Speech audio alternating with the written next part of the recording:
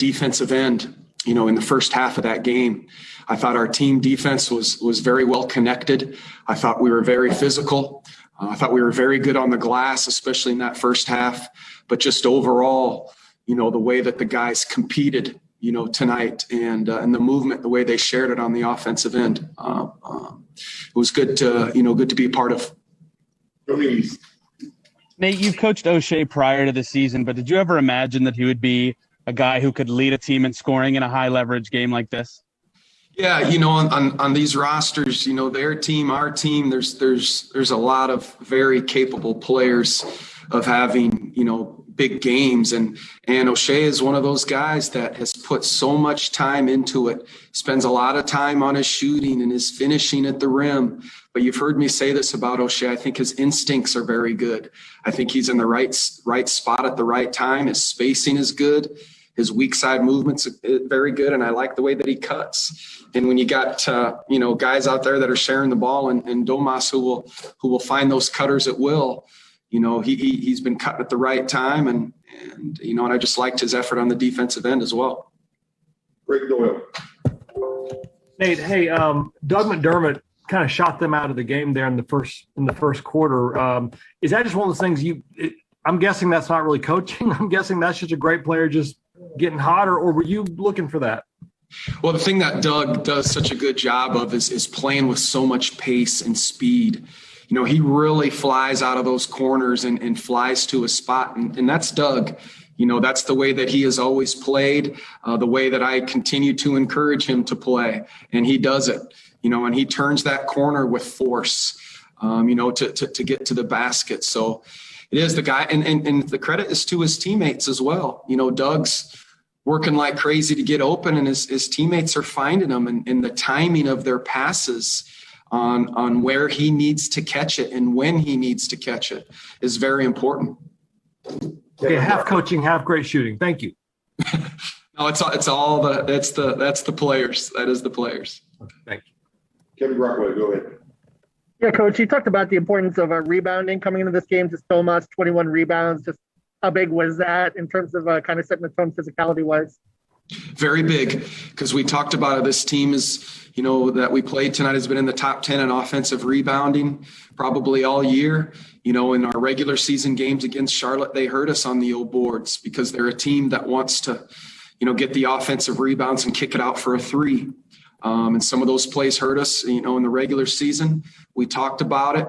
We wanted to be very good at blocking out, and that has to continue. We have to be very physical there, whether you play Charlotte or anybody in this league, to make sure they only get one crack at it so we can go the other way. Scott Atkins. Nate, after the regular season, the game usually slows down more about of the half court. Wasn't really the case at all tonight. What was your anticipation of what to expect from that standpoint going into the play-in? Yeah, I thought both teams in this game would try to play with that pace. Both teams coming in are very good in transition. Charlotte does a good job of attacking with multiple ball handlers, and the, ball will throw that thing ahead. Their bigs rim run. So, we talked about, having to be great in transition defense, first of all. But when we're getting those stops, when we were, doing a good job on the glass, that was fueling our offense to run more. So I liked the pace at which we played. And I think it started on the defensive end, getting those stops. And then, it continued. Okay, Michael.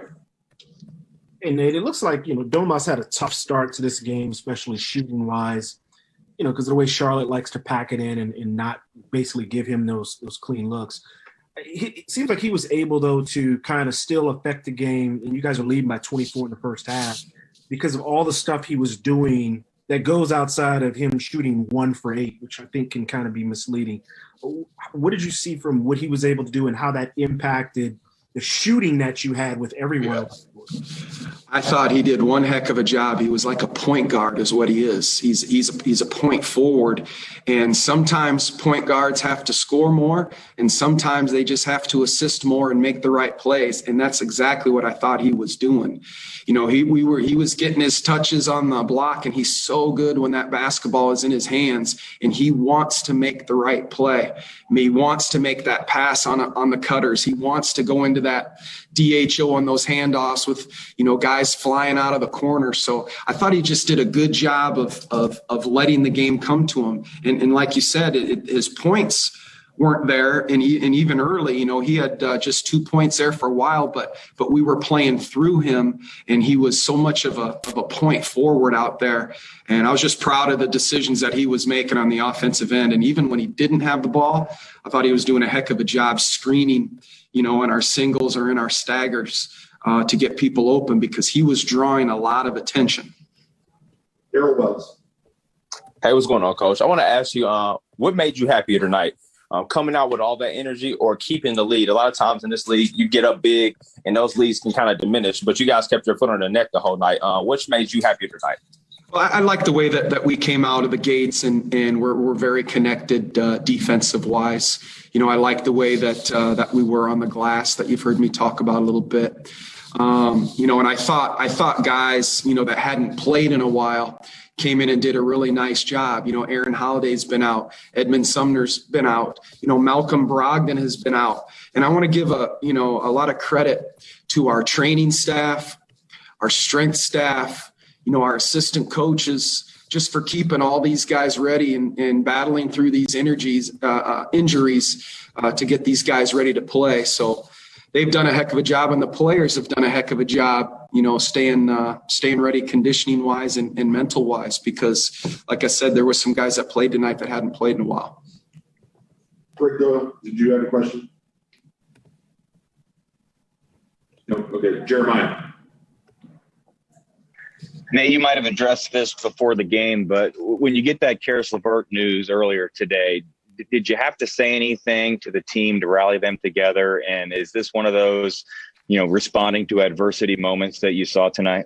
Yeah, Karis was crushed. I talked to Karis on the phone earlier today, and wants to be out there so bad with us. And I'm gonna call him right when we're finished here again to check on him and see how he's doing.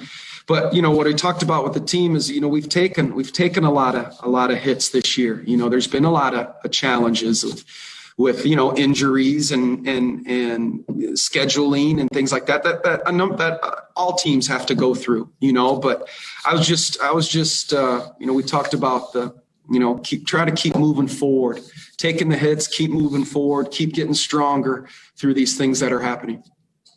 We got time for one more for Coach. Let's go to Seth Johnson. Coach, what do you take from tonight now that you're going, whether it's Boston or Washington, what do you take from tonight into the next game? Yeah, the physicality that we played with.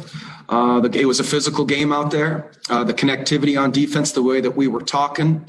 I thought we were very, very well connected out there, and that triggered our offense. That the active defense triggers offense, and good offense can help your defense. And I just like the way that the guys continue to share